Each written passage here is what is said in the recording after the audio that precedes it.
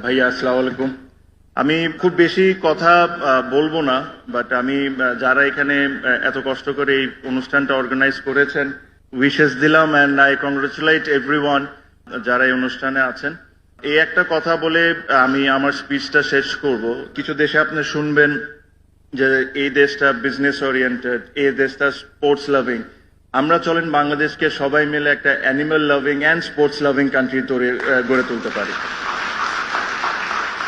আরেকটা ছোট্ট জিনিস, আমি আমি অনেক স্পিচ শুনছিলাম যে গভর্নমেন্টের এই হেল্প করার দরকার, গভর্নমেন্টের এইটা করার দরকার। আমি বনানী ডিওএইচএস এ থাকি, and if I am not wrong, এই রেসিডেন্সিয়াল এরিয়া বাংলাদেশের প্রথম রেসিডেন্সিয়াল এরিয়া যেখানে প্রতিটা street dogs are vaccinated, and প্রতিটা স্ট্রিট ডগস এর নাম্বারড করা।